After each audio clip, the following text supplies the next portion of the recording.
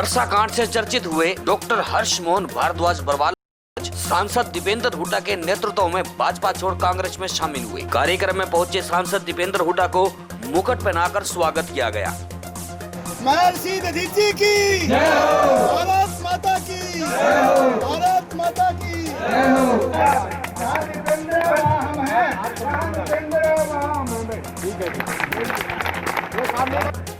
आज डॉक्टर साहब आप शामिल हो और आपका पूरा मान सम्मान और कभी भी आपके सम्मान में कमी नहीं आएगी। ये दीपेंद्र जी के अध्यक्षता में आज आप सम्मिलित हुए हो। इस परिवार के एक नागरिक सदस्य की तरह आप इस परिवार में हो। जहाँ तक आपने कहा था 1 साल का 90 में से 75 पार हो गई थी, 15 ही बच गई थी। पर मैंने जबान कर रखी थी, जगह जगह घूमने कहता भाई 75 पार करवाओगे। 75 पार के लिए मेरे से सहयोग उन्होंने मांगा नहीं, मैं मेरे घर बैठ गया, अपने आप 40 आई है। मैं खुल के आ जाता, जैसा आप कह रहे हो 90 में से 75 पार हो गई थी, नाना सही था 15 बस्ती। मैं मेरे सिर ये गलत नहीं लेना चाहता था कि भाजपा की सरकार मैंने खत्म की। मैंने 45 साल जहाँ पर तपस्या की, मैं मेरे मुंह से खत्म नहीं करना चाहता। देखो इसलिए मैं चुप था।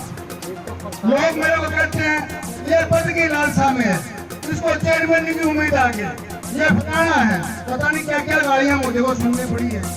पद का भूखा इसने नहीं बोला, इसने ऊपर ही जाकर के गंडा सा बजाना चाहिए था। ऊपर का गंडा सा बजाने हूँ, क्या बनता है वहाँ पर हजारों लोगों का।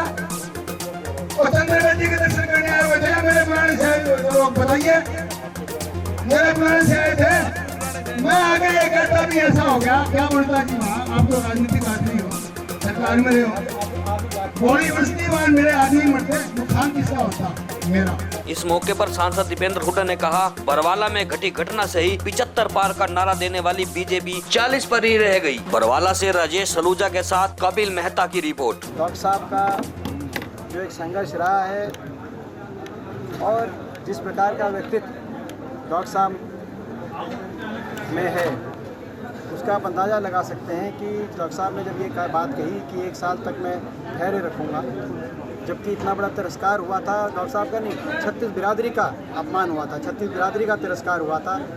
जब एक घमंड में मुख्यमंत्री जी ने, घमंड में लेस मुख्यमंत्री जी ने जो इस प्रकार की शब्दावली का प्रयोग किया था, वो स्वीकार्य नहीं थी। मगर उसके बावजूद उस कड़वी घूंट को भी पिया आपस में 36 बिरादरी का सौहार्द बनाने के लिए, और उसके बाद धैर्य रखा डॉक्टर साहब ने 1 साल तक।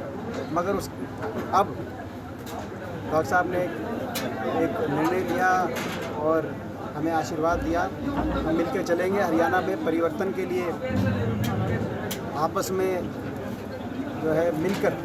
जेजेपी पार्टी ने और निर्दलियों ने भाजपा के खिलाफ वोट लिया, भाजपा के अहंकार को तोड़ने के लिए लोगों ने उस समय वोट दिया था, जिसमें एक बहुत कारण जो यहाँ पे घटित हुआ था वो भी एक कारण रहा था।